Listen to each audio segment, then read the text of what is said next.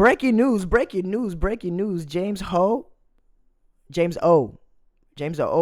Oh, you're about factor.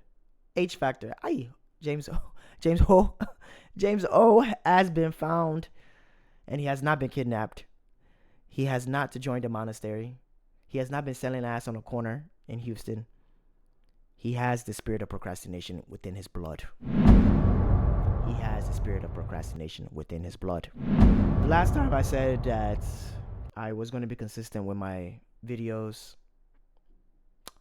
5 years passed. Then I said, okay, I'm going to be consistent again in the year 2025 or 24. Then 2 years passed again after dropping only 3 videos. This time I'm here to say that James O is back, and he's back for good with the new show, new screens, new microphone, new office, and guess what? A new desk. Welcome to the first official episode of The Desk with James O. Give it up for James O, everybody. Give it up for James O. Yeah. Thank you, guys. Appreciate it. All right, yeah, let's get into it. And I want to tell you guys more about the show. The Desk is going to be a weekly recap of news in Africa, headlines from Africa on Wednesdays, and headlines from all sports or the sports that I'm interested in on Fridays. So let's get right into it. And hopefully I will be consistent with it this time. But I will let you know, I have a full-time job, and you people are not going to pay my rent. And why am I doing this again? But anyways, let's get into the first official headline. Senegal versus Morocco at the AFCON finals. First of all, Senegal said, "You're not going to trick us. You're not going to trick us, you devils. You're not going to trick us. You cannot trick me. You cannot trick me." By far, some of the most electric football I've ever seen from Senegal. Morocco wanted to rig their whole way from start to finish because they were the host nation. And glory be to Allah, glory be to God, the Teranga Lions were not going for that shit. They were not going for it. No. Blatant and obvious rigging and corruption on that field during that final. What Nigerians were telling you people, and you guys told us to shut up, go and eat your jollof rice, go and dance, do your Zanku dance, go and dance at Obi's house. Y'all said, shut up, Nigeria. Y'all some liars. Third place is going to be good for y'all. We told y'all. But shout out to the Senegalese for standing up for the rest of Africa and said, we're not going for this shit. This is not a Nigerian election. Y'all cannot rig yourselves into winning this whole tournament. And shout out to this little short demon right here, Brahim Diaz, for missing with that nasty ass penalty. That penalty was gross, bro. I mean, when he threw that penalty and everybody was just like, really, bro?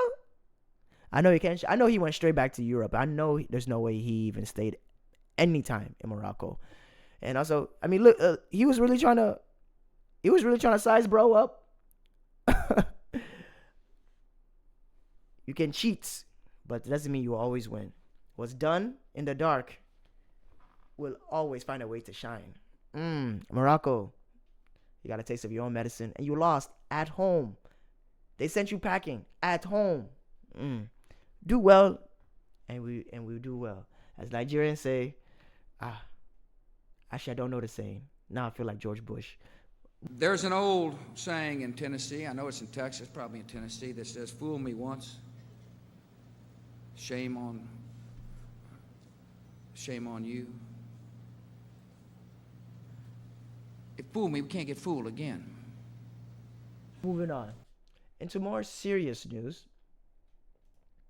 Hundreds of people have been killed or missing after floods in southern Africa. And I think as Africans in the diaspora, we need to do a better job of telling our own stories. Because if I didn't search this up, or if I wasn't looking for African news, I wouldn't have readily found this. This is not major news right now, I would say.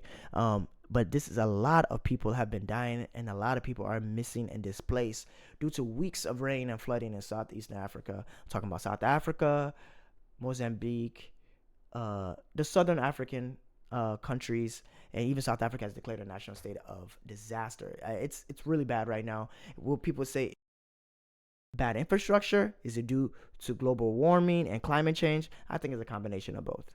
I think a lot of people only the Western world when it comes to climate change, but it's affecting the global South. It's affecting the African continent heavily, and it's a double entendre with the fact that we don't also have the proper infrastructure and the proper resources. We have the money, but it's been allocated to different presidents' pockets to go buy private jets and stuff.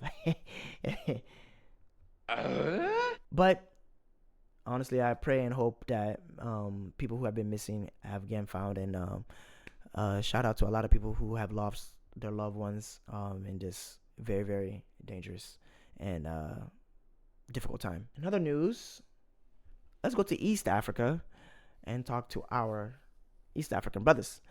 Uganda's gold exports have surged 76% last year to $5.8 billion. That is really, really interesting because it doesn't seem like Uganda is... Are Ugandans benefiting from that? Or is the president benefiting from that? What do I know? I'm just some guy. I'm just reading headlines. I'm just doing a recap. Museveni, bro.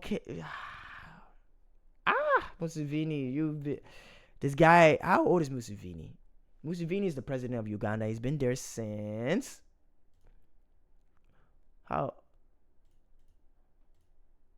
Museveni has been the president of Uganda since 1986. And guess what? He just won another election a couple days ago. On the 17th, he has declared himself the winner in a disputed vote, and the opposition party has ran away. The opposition party is not the best, I would say, the best candidate to go against Museveni, but it is what it is. Museveni is 81 years old, and he has won another president election. What else do you guys want at that age? What else do you want? I beg. What else? He's just like his best friend, Paul Biya. Paul Biya is 92 years old, and he's the president of Cameroon. He has been the president of Cameroon since 1982. At 92 years old, what do you want? What else do you want? You can't take it with you, brother. How old is Paul Biya? 92 years old, Baba. We're not even begging. Please, go and rest. He just won another election, too. He won another election in 2025. This is crazy, guys. This is crazy. What is actually going to happen? Where do we go from here? All these geriatric patients are running the world,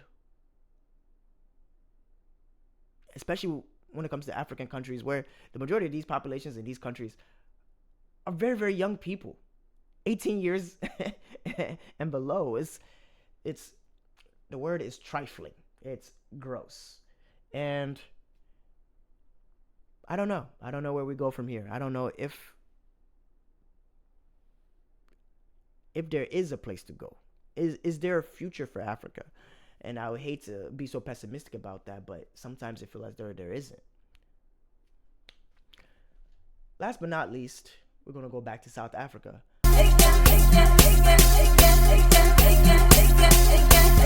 Central Bank of South Africa says in 2026, inflation may hit 3%. So welcome our South African brothers. And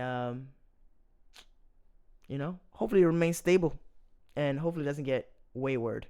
They lowered their inflation target for the first time in 25 years to 3%. They expected to reach that by 2027. But Africans in general, are they always telling the truth? I don't know. We'll see. And hopefully that other countries look to South Africa to emulate this. They say they don't like to emulate everything from countries, but other than corruption, other than destruction, other than all the Ushans. They like to emulate that. But when it comes to good things, they say no. But thank you for joining me on the first edition of The Desk with Dirty Boy.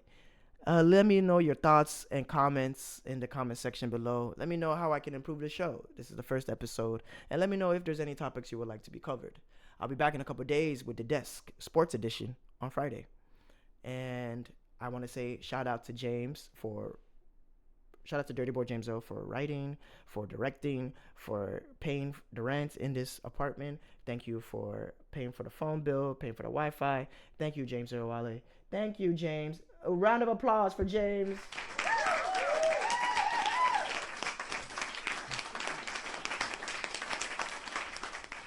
And I'll see you next time, right back here at this same desk. And remember one thing.